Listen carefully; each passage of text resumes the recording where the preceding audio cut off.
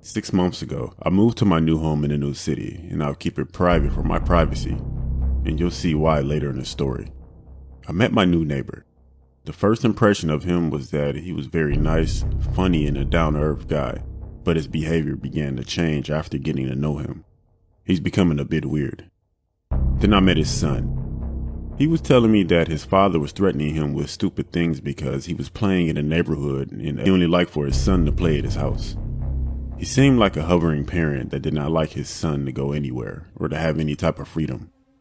My neighbor began to be mean to everyone that lived near us. It became very distant, as if he wanted us to probably get away from him. At least that's what I was assuming. One night, it was around 2 a.m. when I was awakened by screaming and arguing. I stayed in my bed and I covered my ears with my pillow, but my window was open because I liked the fresh air. The arguing continued, then all of a sudden it stopped. I heard grunting and something being dragged across some type of floor. I got tired of hearing the noise, so I decided to get up and close my window, which is actually facing my neighbor's house. I got up, and as I were getting ready to close my window, I looked up at my neighbor's house, and I saw something hanging through a window, so I took this video.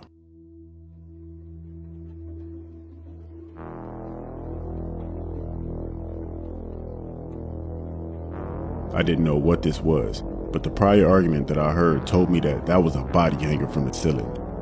I shut my window very quietly, and I called the cops, but I whispered while I was on the phone with them. I don't know why, and at that point I didn't want to know why that happened. The person that he was arguing with was one of his son's friend's father. They were arguing over something my neighbor said to his son's friend. The police eventually came and they arrested him. I told them not to come over here, so I didn't have to make a report, so I went down to the station.